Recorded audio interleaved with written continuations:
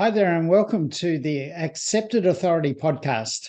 My name is Greg Roworth, and each week I'm your host on the Accepted Authority podcast, where we discuss the challenges in growing a consultancy practice, particularly around the aspect of being able to acquire your premium level clients consistently and predictably using the strategy of authority positioning.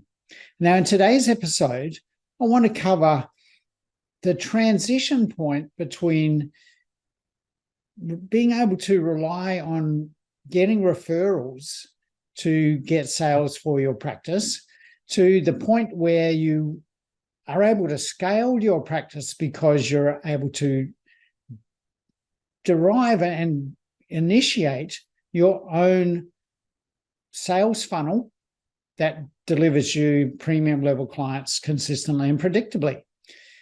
And often this is where the challenge is for many smaller consulting firms, and even some larger ones to that extent. Even I have experience with clients that have 20 consultants on their team, but still have grown to that point because they do good work. That's a fundamental must-have. And because of that, they're able to derive referrals or generate referrals, or at least receive referrals from their existing clients or from their networks. Now, what I see happening a lot is that it's difficult to make the leap from just growing your practice where there ultimately is a limit to how far your practice will grow if you're just relying on referrals, to the point where you are seen as the accepted authority in your field and are generating your own leads from the marketing work that you're doing beyond just receiving referrals. And to me, this is the critical area that most consulting firms need to focus on if they're looking to scale, because you can't attempt to scale a business unless you can generate leads and new clients consistently and predictably. Without that, you have no basis for scale. It's a roller coaster ride typically, and we've seen this occur many a time with clients we've worked with before we started working with them, that they go through this roller coaster sales cycle where they are busy one month and quiet the next, because there's no real consistency about their lead flow because they're reliant on referrals.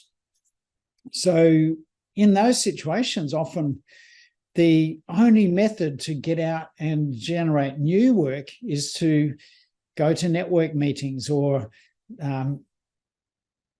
make phone calls or make contact with other clients or clients that they've had in the past, and see if there's any more work for them to do.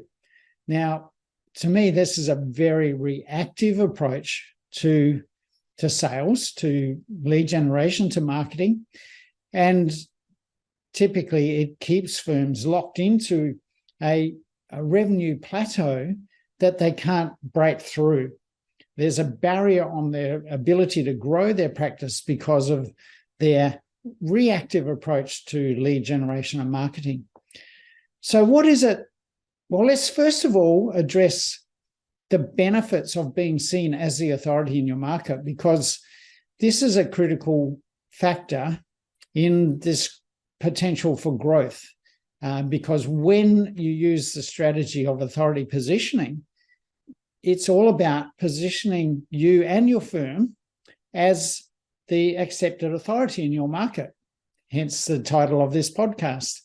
So how does being the accepted authority change your relationship with your potential clients? Now, I think there's some fundamental changes that we see. And often what we experience in our sales meetings with potential clients has a sharp contrast when we are sitting in front of a potential client who has come to us through a referral and the type of potential client that we're sitting in front of if the lead has been generated through our marketing. And the missing piece in that equation is trust. Yes, hopefully we've built a level of trust through the client referral, and more often than not that exists, which means that, again, more often than not, when we get a referral, there's a high likelihood that we are going to get the sale. But when we strip away that relationship factor and we're sitting in front of someone, maybe they've seen our website, they've asked us to come and look at their situation and give them a proposal. The situation there, as you have probably experienced, is quite different from when you're sitting in front of a referred lead. And the lack of trust in that situation shows up so dramatically that often we feel like we're being put under the grill. We're being examined by the potential client. They're putting us through their decision-making criteria to see if we measure up as a potential supplier for them. So that puts us on the back foot. Immediately we enter that sales situation where they're basically telling us to prove that we've got what it takes to solve their problem and be the best solution for them. Now, that's a very hard task in a sales meeting, and to attempt to answer the client's questions and address their concerns while we're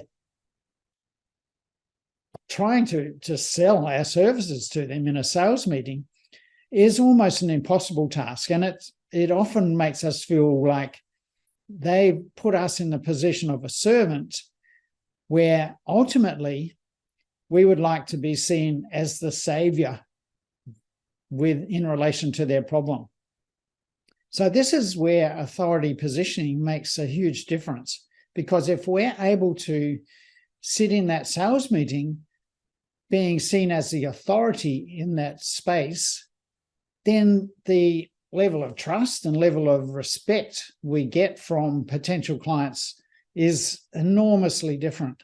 And we can sit in a sales meeting being seen as the savior rather than the servant. And that dynamic is really fundamentally different in our ability to sell to that client. In fact, we really don't have to be selling in a situation like that, because typically the client is selling us on their need and their want for us to take them on as a client. So the dynamic shifts dramatically when we're seen as the accepted authority, when we're not seen as just another supplier that they're shopping around to get proposals and to see if we can solve their problem. When they see us as the authority, typically they're not looking at anyone else in the market, because they've seen that we are really the only viable option to solve their problem. And so they have come to us with a predisposed level of acceptance, wanting us to take them on as a client. Now, that's a big shift that we need to look at as being the fundamental reason why the authority positioning strategy is the most beneficial marketing approach to take. And it's fundamentally different from the approach I see many firms taking when I look at their websites, when what they're talking about on their websites is who they are and what they do. There's no real effort to elevate their authority in that space. They're positioning themselves as just another one of those guys, another supplier, without any real differentiation from any of the competitors. And when that's your marketing approach, then Well, to be honest and to be harsh, hopefully you can handle the truth. You get what you deserve, because when you're not paying attention to your marketing in the way that you should, then you can't expect the results to be any different.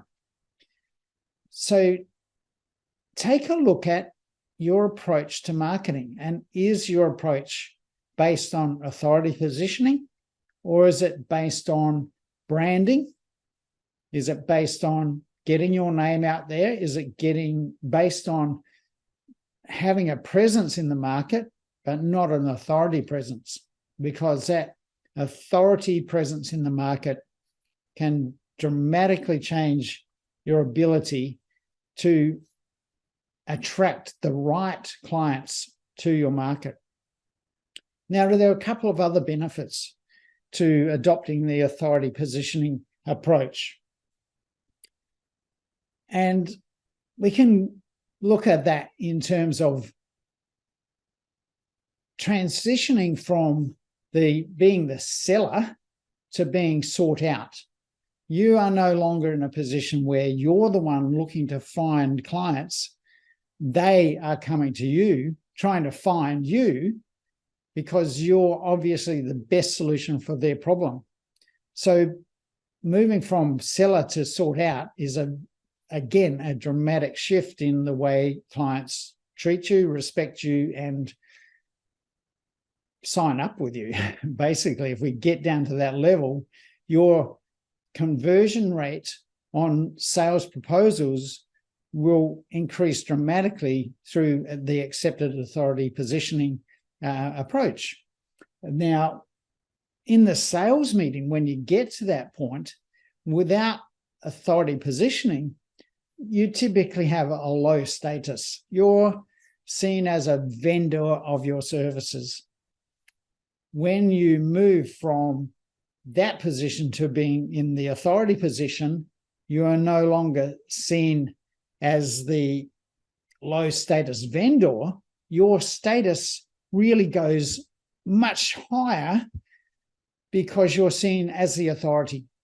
So you're no longer a vendor, you are now the authority in the market, looking with your clients, looking to you as the key factor in the whole equation. And therefore, your competitors really don't stand a chance when you are seen as the authority in your market. So what does that do? There are a couple of flow-on effects that occur when you're seen as the authority in your market. First of all, it gives you a greater ability to attract your ideal clients. And what that means is that instead of having a mixed bag of clients that are all, or many of them, quite different from each other, yes, they may have the problem that you can solve, or they have a problem you can solve. And being consultants, we typically love to solve problems. So we'll invent a way to solve that client's problem, which means that often every project we get to work on is different from any of the others. Every client is somewhat different. Therefore, the way we service that client needs to be tailored and customized to their specific situation. And now you may pride yourself in the ability to do that. And that may be part of your marketing system or your marketing message, that you're willing to customize and tailor the services. We don't have a cookie cutter approach, I often hear. And clients may value that. However, what that does to the operation and the results that you achieve in your firm is that it makes the proposition of running your firm much more complex, because you've got to have very capable people who are able to address new situations and come up with new responses and new ways of serving your clients. But it also means that typically your productivity is lower, because there's a lot of revision of work, let's put it that way, that needs to be done when you're addressing new situations. Yes, you may be clever enough to address the client's problem, and you may be clever enough to get to a solution, but often it's through a number of iterations because you don't always get it right first time. And often that expense of those iterations is buried in your P&L because you can't on-charge those extra costs to your client, particularly if you've given them a fixed price quote for that project. And I see this happening in a lot of different firms that approach their marketing in that way. Mixed bag of clients, having to reinvent the wheel with every new project and every new client, and consequently having to pay for very highly qualified and expensive people to do the work. And those people are also the hardest to find. So it not only costs you more to do the work, but it also limits your ability to scale your firm because you need highly qualified people at every stage of growth, or every new client, or every increase in your sales that stretches your capacity to serve those clients means you've got to find another highly qualified, highly paid person to do that work. Now, when you are the accepted authority, you have a much more discretion in who you take on as a client.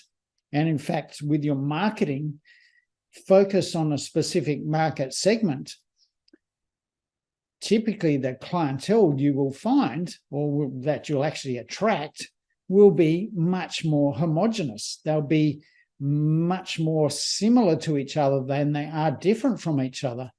Yes, there may be a little bit of customization needed for each client, but in the main, every project will be very similar to every other project you do. Now, when you have that situation, you're able to systemize your approach to doing the work. You're able to create much more efficient processes and systems in your delivery to your clients so that you can train more junior people to deliver that work and be led by more senior people to oversee what the results they're achieving are. Now, that not only increases your productivity and efficiency, but reduces your costs even further because you don't have to pay those so many highly qualified people to be able to scale your business. So it gives you increased ability to scale at a lower cost rate per person and a much more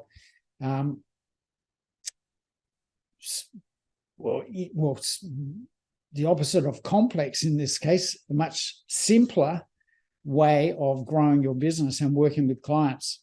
So the aim here to grow a business is simplification. We need to look at how we can keep our business simple. We don't want complex, unwieldy businesses that we have to manage and we have to put out fires because it's so hard to get it right.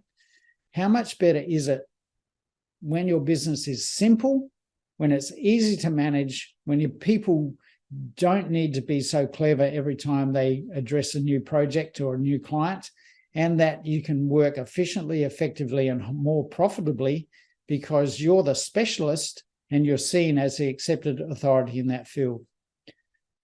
So I hope that from what I've said, you can see the benefits in adopting an authority positioning marketing strategy where you are seen as that authority in the market and have clients attracted to you, and not just any client, but the ideal clients that you know are much more beneficial for you to be able to scale your practice. So I'll wrap it up there for today. But if you need help or you would like to know more about how you could scale your business with authority positioning, then get in touch with me. Either drop me a line or make contact through my website, get more information about this whole process on my website, and then we can book a call.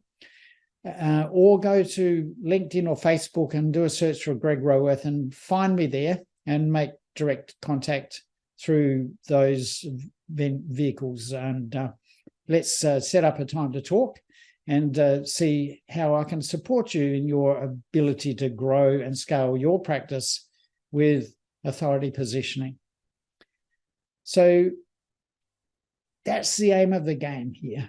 Authority positioning gives you an ability to attract premium level clients consistently and predictably so that you can scale your practice simply, effectively, and profitably. That's it for the Accepted Authority podcast today. I'm Greg Roworth. Catch you all again next week.